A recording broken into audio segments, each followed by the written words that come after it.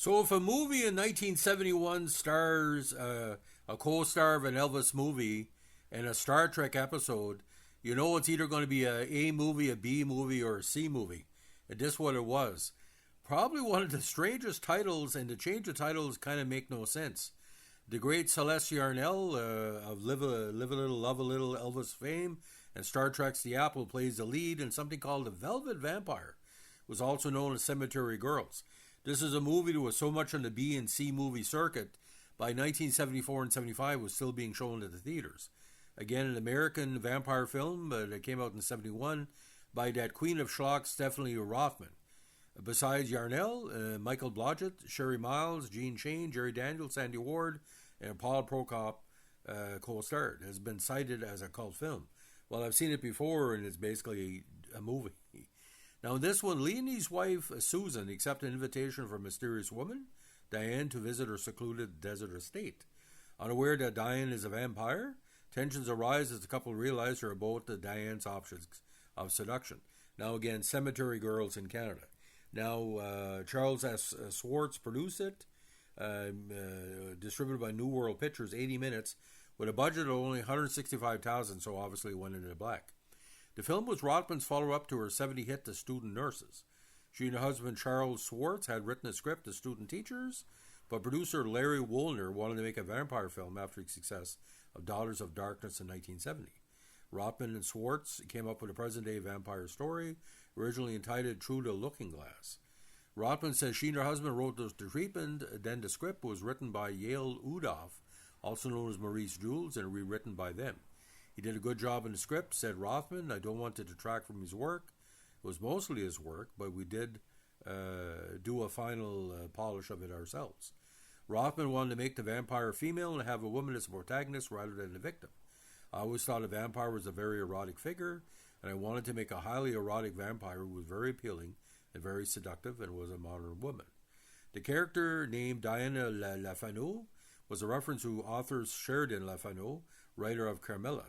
The art gallery where Lee and Susan first meet Diane is called The Stoker, after its owner, the character Carl Stoker, an evident reference to Bram Stoker, the author of Dracula. The script was written over 3 months.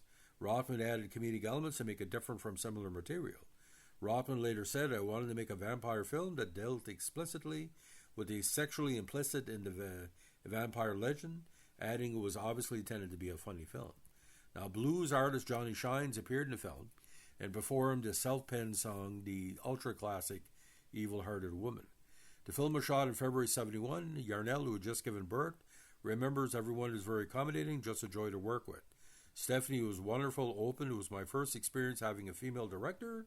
It was remarkable, especially concerning the sexual scenes. Stephanie was very sensitive. She closed the set during the more explicit shots.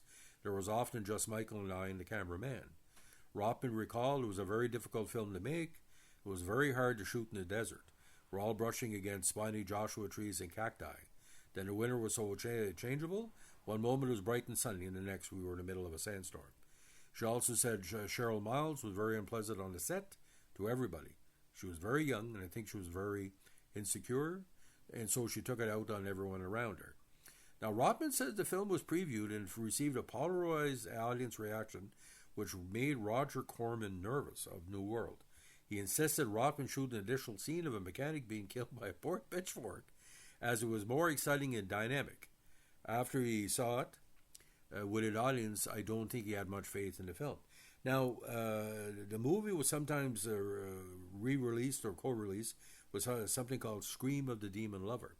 This was an Italian horror movie. Now, Corman did say he was disappointed in the final product and released it on the double bill to get a lot of people interested, though to many it has become a cult film.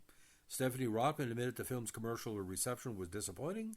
She thought the problem may have been the movie. Fell between two stools. It is not a traditional horror film nor a hardcore exploitation movie. In some places it was booked in our theaters, and others had a 1-week saturation release at drive-ins and hardtop theaters. There was no consistent distribution pattern for it because people responded differently to it, and I think it may be part of the problem. Also, was an independent producer. There were a lot of other competing vampire movies at the time with star names, but the film has not been forgotten. It keeps popping up in festivals and retrospectives. even though it did not draw attention to itself at the box office. Now, according to different reports, it did make its money back, but I think it did better in Canada International. I know it was shown in French and Spanish in different markets, in Brazil, obviously Portuguese and Spanish, Italy, Spain, Canada, Quebecois, and Acadian French translations. The LA Times wrote, Miss Rothman is at her best in love scenes, handled with rare sensual beauty and taste. Unfortunately, there's little else to be said for the Velvet Vampire. Variety said the film was very well produced by Charles Schwartz. Film was poorly directed by Rothman, one of the few active Femme directors. Pear's script is a stew of shock and sex values. The acting is unintentionally ludicrous at times, simply inferior at others. The New World Pictures release will need a hard sell for fast sexploitation duels, where box office outlook is bleak. But again, $165,000, it's not hard to get back.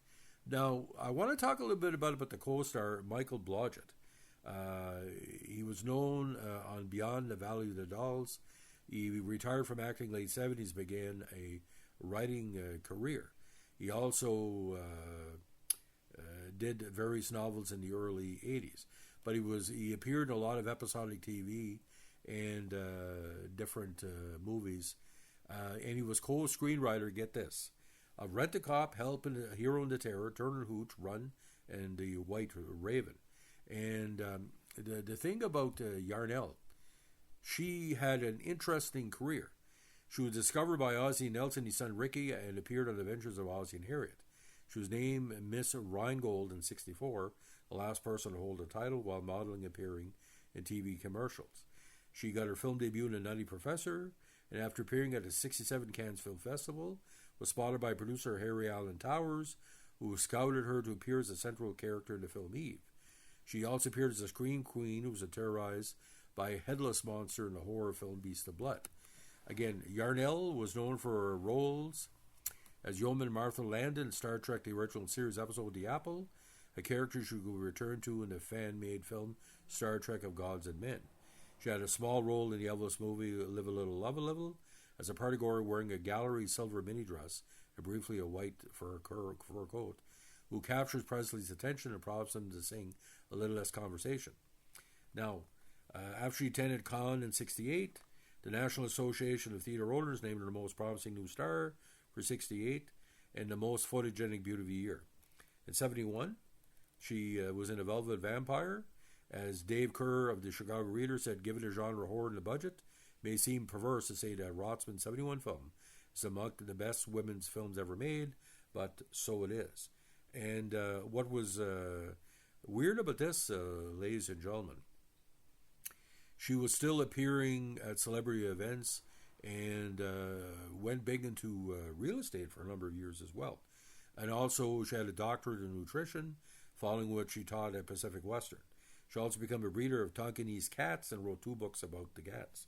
And again, she was often at Star Trek conventions. She may have been some events I went to in Framingham and Newport, but I didn't see her. But she was a very, very beautiful woman inside out, very, very cerebral.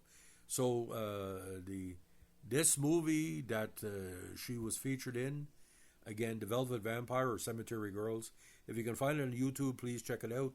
It's a big part of our B and C movie era of the early 70s, because the B were the Hammers, this was the C movie.